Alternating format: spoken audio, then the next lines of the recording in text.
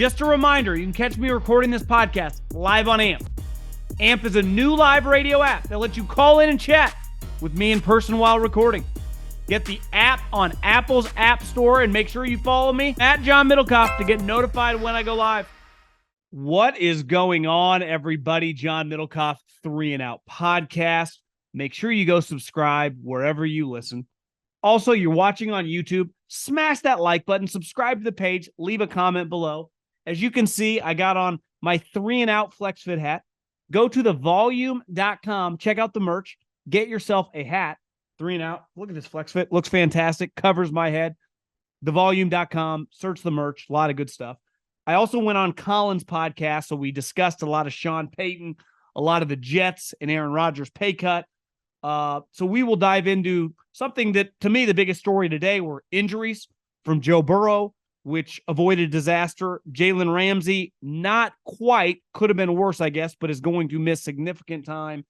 And just how fast things change in the NFL. We talked about it earlier this week. My thought on injuries, hated them when I worked in the league. It's hard to watch this time of year. We get it in games, but when it happens in practice, there's nothing worse. We will dive into that. But first, grab your smartphone, download the Gametime app, type in the promo code JOHN, that's JOHN, for $20 off your first pair of tickets. Download the Gametime app, promo code JOHN, anything you want. You want preseason games, you want regular season games, you want to go to college football games, you want to go to baseball games, you want to go to a concert, you want to go see Morgan Wallen, you want to go see, I was going to drop a rock band, AC/DC, saw them back when I was a kid. I don't even know if they're still torn, but anything you want to see, concert, sport related, Gametime, #1 ticketing app, the official ticketing app of the show, promo code JOHN. Things change so fast in the NFL. Like, to me, there is not a sport where things change more quickly. An injury can just immediately derail a season. An injury that you think screws yourself, all of a sudden you find out you have a 5th rounder on the team who is better than that guy. It doesn't happen that way in baseball. Guys go to the minors forever. You don't even know these guys until they finally get up, and most of them never live up to the hype. For every De La Cruz with the Reds, there are 100 guys that you can't ever remember because they sucked. In basketball, for the most part, star players don't come out of nowhere.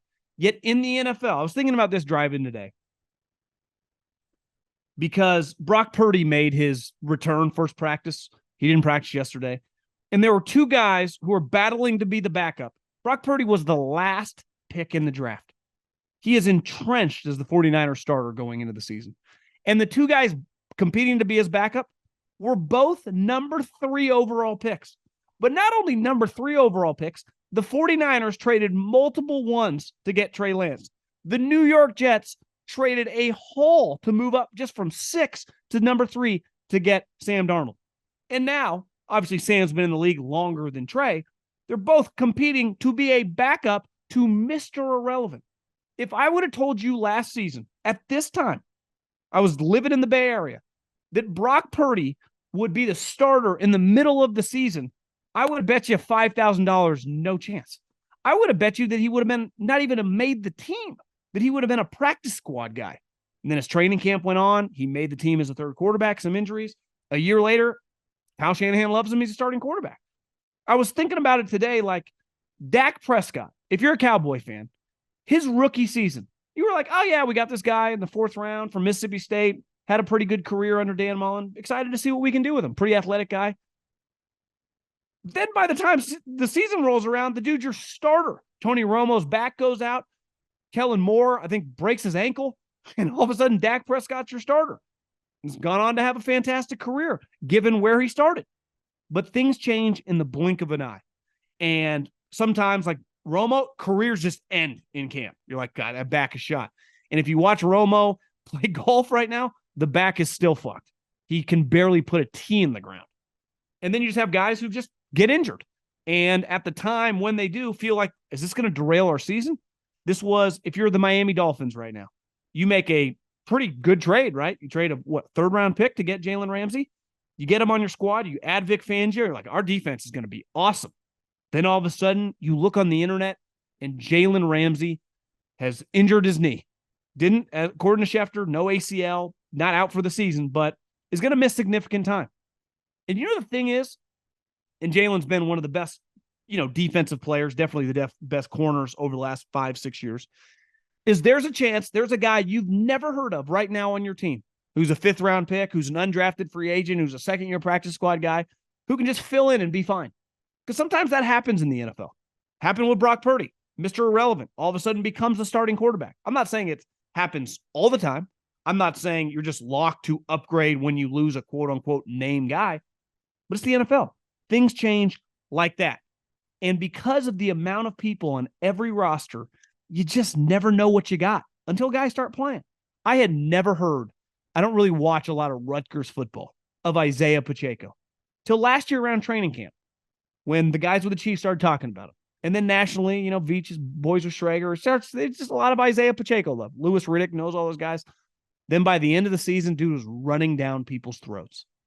That's what happens, right? I mean, just a couple years previously, they had drafted one of the best players on one of the best teams in the history of college football in the first round. You're like, God, Andy with Clyde, they're going to be able to throw screens. He's going to be able to use them. A couple years later, Clyde's kind of irrelevant, and Isaiah Pacheco is just a baller. Just like that. That's how it happens. And injuries suck. I don't miss them at all. That feeling today of clicking on the internet and watching Joe Burrow hit the ground, practice ended. Like you could just tell. You didn't even need to be there. It went silent, rightfully so. Because there are certain players on every team, and obviously Burrow would be the number one guy on that team. If they go down and they can't move for whatever reason, and you don't quite, especially a non-contact injury, everyone's heart drops into their stomach. I don't care at all about the Bengals. I got kind of like, oh, shit, did he just rupture his Achilles? And then it was pretty clear, he pulled his calf. The coach said it after. And by the time you realize he had, I guess, added a sleeve to his leg. But for a split second, you went, one of the best players in the league. And let's face it, one of the most important because he's a quarterback. It would derail a team's season. Is over before it even starts. Now, there's a level of like, you can figure out how to replace Trey Lance to Brock Purdy. There's no replacing Josh Allen, Patrick Mahomes, Joe Burrow, Herbert, Rodgers. I mean, there are certain guys that just, you're screwed. Season over. And then there are other guys, most positions where it's like, feels devastating losing Jalen.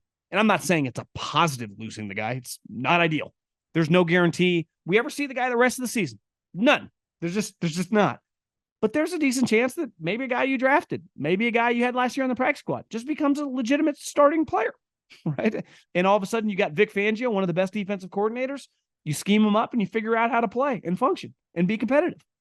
And it's just that time of the year because every day when you go to the practice field, you just pray to God that you don't lose a guy. But you do lose guys. Every team does, kind of constantly throughout camp. And you just got to figure out, hopefully you have a replacement or a guy that can figure it out. And it's just not your quarterback. Because if it is your quarterback, for the most part, the Romo, Kellen Moore to Dak Prescott, the Trey Lance to Jimmy Garoppolo to Brock Purdy, those are abnormal situations, right? Joe Burrow goes down. There's probably not a Brock Purdy that's just going to handle and them going to win 11 games. Jalen Ramsey goes down. It's like, okay, we can figure this thing out. Potentially. I'm not, maybe you can't. But it's just fascinating the way the league works. And I've been in these personnel meetings. You're constantly, guys are getting cut, undrafted free agents, get released from teams as pads come on. Guys, teams, new coaches. One thing that will happen over the next couple weeks is personnel departments and the coaching staffs will figure out players that they thought they could depend on that they no longer think that they can depend on. And then they'll find guys that they didn't know that they could depend on, feel pretty good about those players. And it'll change the strengths and weaknesses and the players on your team that you think you need to upgrade. And then there are always teams every year with new coaching staffs, right?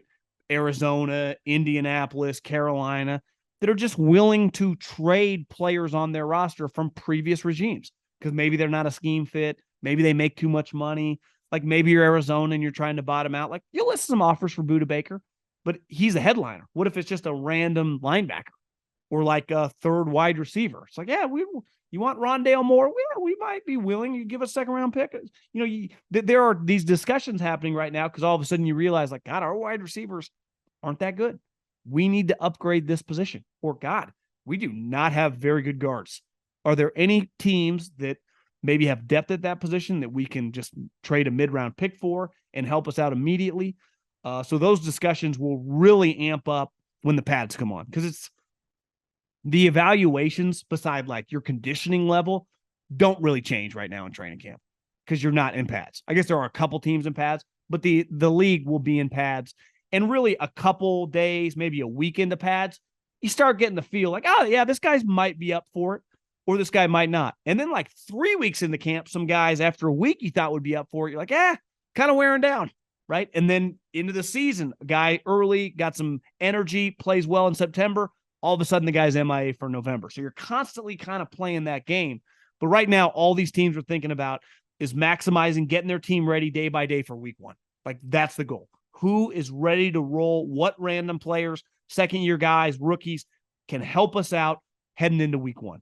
Right. You have a pretty good idea depending on the team, like the Eagles and the Chiefs and the Niners. Like, there aren't that many moving parts, but maybe there'd be a guy or two as camp goes on.